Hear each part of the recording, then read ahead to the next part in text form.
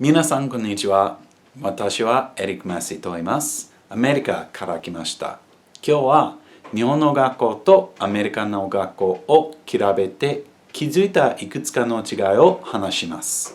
That was the beginning of the speech that I gave this past Saturday. Yes, the speech contest is finally over. Oh, it's a rainy day here today, so I apologize if you hear any rain in the background.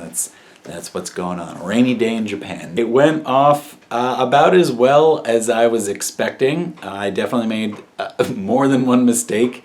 Overall, I think people really enjoyed it. I definitely got the most laughs out of my speech and overall sort of presentation. And people kept on complimenting me on my use of gestures. I think people who know me well know that I often gesticulate wildly, and I guess people appreciated that with the speech for whatever reason. I didn't win, although I did get this sweet certificate, this sweet participation good enough certificate. Yeah! I would have only won based on pure entertainment value and not actually the Japanese language ability that I put on display. I'm saying that because other people had demonstrably better speeches. They didn't make as many mistakes. They had memorized their speeches and I had to read my speech like off the paper. This is the first page of my speech. You can see it's all in Japanese. That X there, I actually had to cut part of it because it was too long. There's a second page, but it's on the other side of the room and I don't feel like doing it. So yeah, the speech contest happened. It was a thing. It was interesting, and I have a lot of mixed feelings about it. As purely a learning exercise, the speech contest was an abysmal failure. And that sounds really harsh, but for the number of hours that I put in writing the original English speech, then trying to translate into Japanese to the best of my ability, then meeting with my Japanese teacher to actually fix it and make it sound like a coherent Japanese speech, and then practicing, and then doing the speech and doing the question thing after the speech and going through the whole rigmarole.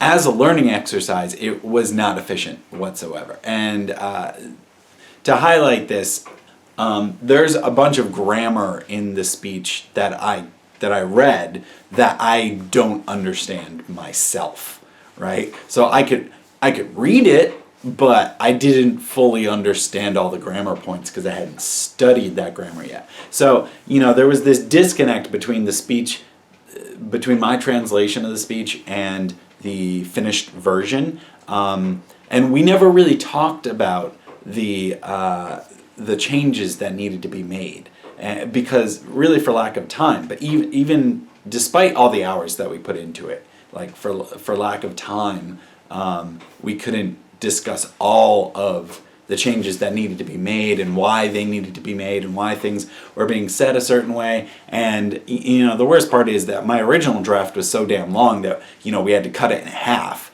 and then even then we had to keep editing things out and cutting it down and taking very long-winded ways of saying things in Japanese and turning them into shorter but still equally as polite ways.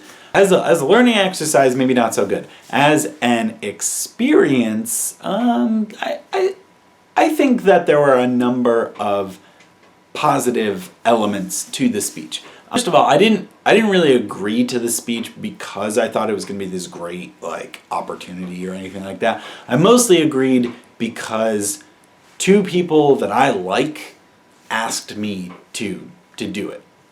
Two Japanese people that I knew from the Japanese class asked me to do it, and so I said, well, why not? I really had no reason to turn it down.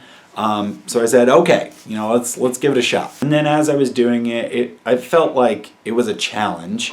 So trying to overcome that challenge and just to push myself a little bit was also a motivation. So I think that as an exercise in just committing to doing something within the foreign language and then doing it, right, that was beneficial. And also it because my speech was about the comparisons between Japanese and American schools, it really got me thinking a lot about some of the things that I've experienced here, the things that I experienced back home. It got me thinking about education. It got me thinking about, when we're in the classroom and we're reading the textbooks for the junior high school, I'm wondering to myself, like, do the kids actually, do they get it? Do they really understand everything that's happening? Because some of the text is not particularly easy to understand. If it's like me with my speech where I don't understand all of the grammar, then is that really the best way to be teaching, right? Is getting students to read something that they don't fully comprehend, is that an effective way of teaching? The moral of the story is the speech contest got me thinking about education, got me thinking about my education, the educational system that I'm part of here in Japan. Got me thinking about learning in general and experiences and why we do things and trying to see the silver lining in everything, even with all my qualms with the actual speech, with my speech and things like that. I'm still ultimately glad I did it. Another thing that happened recently, just yesterday in fact, was I finally finished this god-awful book. This is Remembering the Kanji, Volume 1. Kanji, for those who don't know, is basically the Chinese characters that the Japanese imported into their writing system, however many hundreds or thousands of years ago it was. This is what kanji looks like. You can all, it's literally just Chinese characters. A lot of people don't like kanji because it's so different. Like, kanji are little pictures, and so they're the complete opposite of the alphabet, right? I bought this book. This is actually the first book that I ever purchased when I decided to learn Japanese. I bought this book like 3 years ago, and I used it sort of off and on prior to coming to Japan. That was my Japanese language learning prior to coming to Japan. It was like I'd spend a month learning and then 2 months like not learning anything, and then a month learning and then 2 months not learning anything, and so it was a terrible cycle. But, I bought this book because I decided that I wasn't going to be afraid of kanji, that I was going to embrace the kanji. And now that I'm finished with this book, now that I'm finished learning 2,200 kanji, I hate the kanji. I don't actually hate the kanji, but I have mixed feelings when it comes to this book and the methods in this book and what it aims to teach and how long it took and all this. So let's sort of get right into it. When I first came to Japan, I did 2 things for my Japanese language learning, and that was I finally finished the basic grammar textbook that I first started using 3 years ago. All right, and again, like I said, I wasn't very consistent in my studying. I would study a little bit and then not study. So I finally finished my basic grammar textbook. The second thing I did was learn the 1,000 most common words. I learned 1,000 Japanese words, and then after doing that, I had to decide, well, what was the next step, right? I decided that it was finally time to just tackle all the kanji, like I said I was going to do, and be done with it. That was 4 months ago, almost 4 months ago, not quite. Go through all 2,200 kanji in this book. And the aim of the book is actually to teach you just to be able to recognize the kanji's English meaning. So let me give you an example. I have this here. This is a pack of Q-tips, and the first 4 characters here are katakana, and it says kurin, which is clean. And the next 2 kanji, there are 2 characters are kanji, right? And this one means cotton and this one means rod. So you literally have clean cotton rod, and that's Q-tip. But I don't know how to pronounce these words. And that's because the method in the book is, again, just to recognize the English meaning. You may be scratching your head and thinking like, Eric, that doesn't make any sense. Why would you learn something like half-assed like that? And to that I would say, good point, but hold on. Japanese has a system called kunyomi and onyomi. Kunyomi is the native Japanese pronunciation of a kanji. Onyomi is the approximated Chinese pronunciation of a kanji. Just about every kanji has at least one kunyomi and one onyomi. So to learn how to pronounce a word, you would effectively have to learn two different sounds. All right. So that's why, at least initially, it's very easy to just learn the English and then later on tack on the pronunciations. Like I said, usually it's one kunyomi and one onyomi, so you'll have two readings per kanji. That's a very general rule. Sometimes there are onyomi that are obscure, so you'll only have one reading. Sometimes kanji has more than two readings. Now let's take one of the funniest examples, in my opinion, which is this kanji. This kanji means day or sun. And on its own, it could be pronounced as hi to mean sun. This is mainichi, and this means every day, right? So you had sun, hi, and now you have this being pronounced as nichi, which would be every, and mainichi, every day. Let's take another example. This one's really funny. I like this one. The way you pronounce this is nichiyobi, and that's Sunday. That's what we would call Sunday. Nichiyobi. But as you can, so in this one word, Sunday, you actually have two pronunciations for the same kanji. You have nichi and bi. Nichiyobi, Sunday. Very obnoxious. This is heijitsu. This kanji is pronounced jitsu, and heijitsu is weekday, as opposed to shumatsu or donichi, which would be the weekend. This one, I like this one. So this kanji here is ima, it means now, and this kanji here again is day or sun. So now day, as you could imagine, is today. And the pronunciation isn't imanichi, it's not imahi, it's not imajitsu, it's not anything like that. It's not, the entire thing is pronounced kyo. That's it, kyo. And why? I don't know. But it doesn't follow any of the rules that we've had so far. Here's another one. So this is the first day of the month. Maybe it's ichinichi, right? That sounds a little funny, but it's, could be ichinichi. That's not right. It's actually tsuitachi. Why is it tsuitachi? Why is it kyo? I don't know. None of it makes sense to me. And that's the point. It's like learning the pronunciations of the kanji and learning their readings are not they don't necessarily go hand in hand. Now, some of you may be thinking this all just sounds like a big hassle, right? And I don't necessarily blame you. If you have no interest in learning Chinese or Japanese or something like that, then it's all just noise, right? But I do think kanji are beautiful in a lot of ways, and I think that they're very interesting. The construction of kanji is very interesting. Let's look at some examples here. This kanji right here, on its own, it means to stand, tatsu.